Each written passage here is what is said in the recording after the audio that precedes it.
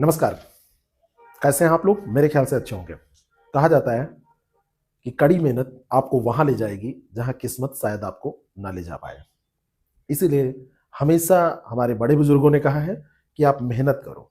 गीता में कहा गया, कर्मण्येवाधिकारस्ते मा फलेषु कदाचन। जो कर्म है वो हमारे हाथ में है, और कर्म जो हम करते हैं उसका एक दिन कुछ ना कुछ हमको रिजल्ट जरूर मिलता है, परिणाम जरूर मिलता है। कई बार थोड़ा टाइम लग गए, कई बार थोड़ा सा परिवर्तित रूप में, और कई बार बिल्कुल सटीक समय पर, बिल्कुल जैसा हम चाहते हैं वैसा। यूपीपीसीएस 2026 का एग्जाम आप देने जा रहे हैं। आप नए हैं या पुराने कैंडिडेट हैं? पुराने हैं, बार बार आप बॉर्डर लाइन के आसपास रह जाते हैं, आपका कट ऑफ नहीं क्लियर हो पाता है।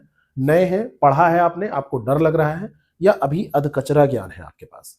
तो ऐसे में तैयारी कैसे करें, हम आपके लिए एक प्रोग्राम लाए, उसके बारे में मैं आपको बताने जा रहा हूं। और उसमें हमने कैसे आपके पूरे पाठ्यक्रम को, आप कह सकते हैं कि उसको तोड़ा है, आप कह सकते हैं उसको विभाजित करके डे बाय डे का एक प्लान आपके सामने रखा है, जिससे कि आप पूरे सिलेबस को हमारे साथ कंप्लीट कर सकते हैं। उम्मीद से ही पूरी दुनिया चलती है, उम्मीद पे ही दुनिया कायम है। उम्मीद यूपीपीसीएस 2026 की एक महायोजना जिसको मैं आपसे शेयर करने जा रहा हूं। और इस योजना के तहत भाई बहुत सारी चीजें तो मैं आपको नहीं बता सकता, क्योंकि उसको जब आप हमारे साथ जुड़ेंगे तभी आपको पता चलेगा। कुछ चीजें बाहर से दिखती हैं, ज्यादा भड़काऊ दिखती हैं या कैसे, अंदर कुछ नहीं होता। और कुछ चीजें बाहर से आप देख ही नहीं सकते, जब अंदर जाते हैं तभी आपको दिखाई देती है। कुछ ऐसा ही ये प्रोग्राम है।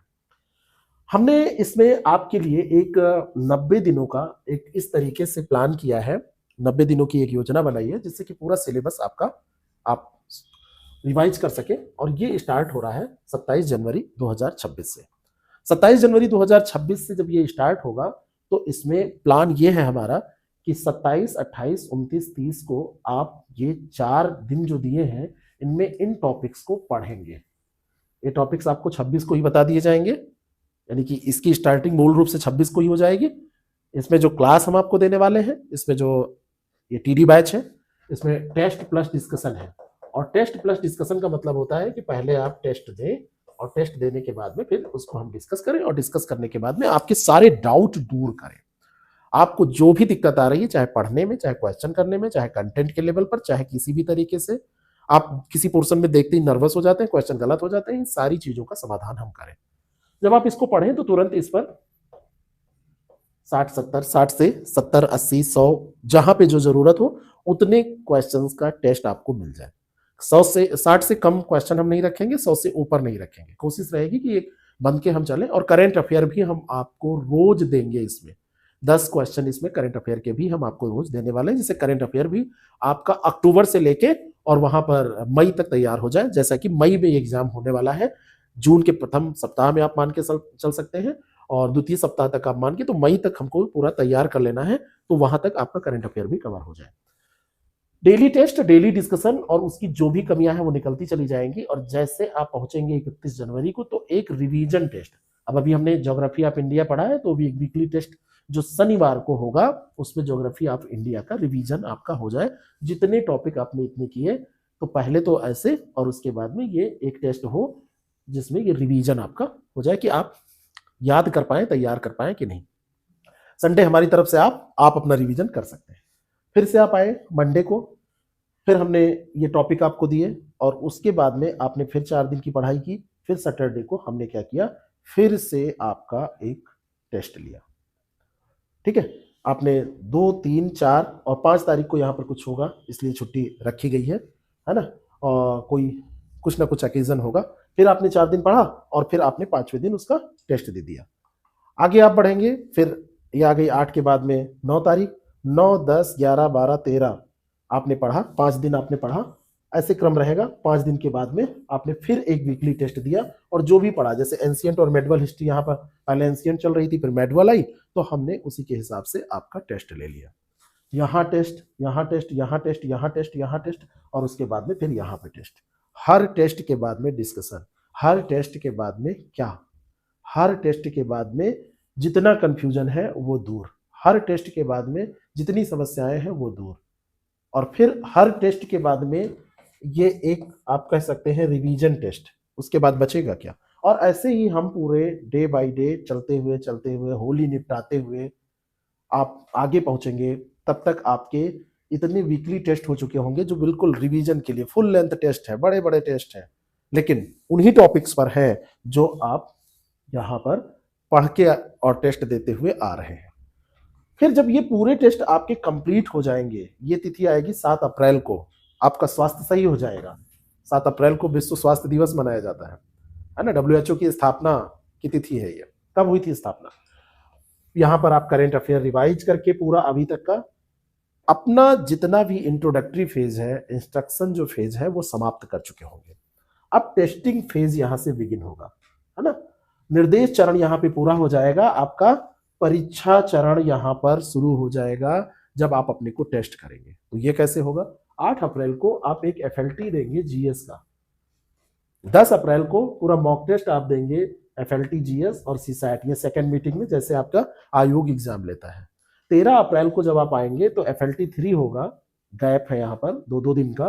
15 को फिर ये पूरा सुबह शाम टेस्ट होगा जैसा कि आयोग, यानी कि 5 पूरी मॉक परीक्षाएं मैं आपके सामने रख रहा हूं। आप बिल्कुल वही माहौल बना के देंगे कि सुबह 9:30 से 11:30 के बीच में एक पेपर और 2:30 से 4:30 बजे तक एक पेपर, 2:30 से 4:30 के बीच में एक पेपर। और इस तरीके से आप देखेंगे तो पूरा का पूरा आपका एग्जाम पैटर्न पे ये मॉक एग्जाम हो जाएगा। फिर 17 को FLT 5 देंगे, फिर उसके बाद में 20 को आप फिर से सुबह शाम मीटिंग में टेस्ट, फिर 22 को FLT, फिर 24 को सुबह शाम पे टेस्ट, फिर 27 को FLT, फिर 29 को यहाँ पर आपका ये सुबह शाम टेस्ट। और इस तरीके से आपके 15 ये फुल लेंथ टेस्ट हो जाएंगे।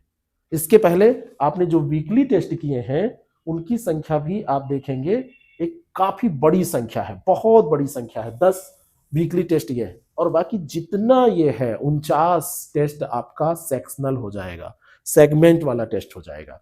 तो इस तरीके से ये टेस्ट दे देकर अपनी कमियां आप बाहर निकाल लेंगे। इसीलिए मैंने कहा कि कड़ी मेहनत आपको वहां ले जाएगी जहां किस्मत शायद ना ले जा पाए। आपको मैं उसके बाद ऑल द बेस्ट बोलूंगा 2026 के लिए, और आप स्कोर करके आएंगे 110 के आसपास। हमारा यहाँ पर टारगेट है कि 100 से प्लस ही स्कोर आफ्टर निगेटिव मार्किंग आपका रहे, आफ्टर निगेटिव मार्किंग आपका रहे 100 से प्लस स्कोर, तभी आप दावा कर सकते हैं मेंस देने का। क्योंकि आप अगर 90-95 के फेर में पढ़ेंगे तो आपका सिलेक्शन कई बार होगा, कई बार ऐसा भी होगा कि नहीं हो पाएगा।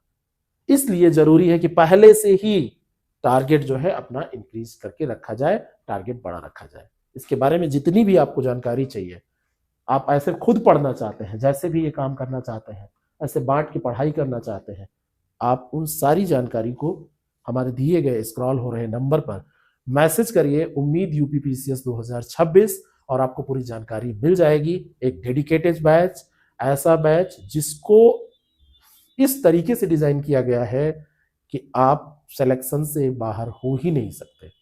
आप मुख्य परीक्षा देंगे ही देंगे। आप कोशिश कर लीजिए कि नहीं, हमको नहीं मुख्य परीक्षा देनी है, बस मुझे एग्जाम देना है, तो आपका हृदय कहेगा नहीं, मैं तो पूरा तैयार हूं, मैं तो एग्जाम केवल नहीं दूंगा, मैं पास भी करूंगा। क्योंकि एग्जाम बहुत सारे लोग देते हैं, पास बहुत कम लोग करते हैं।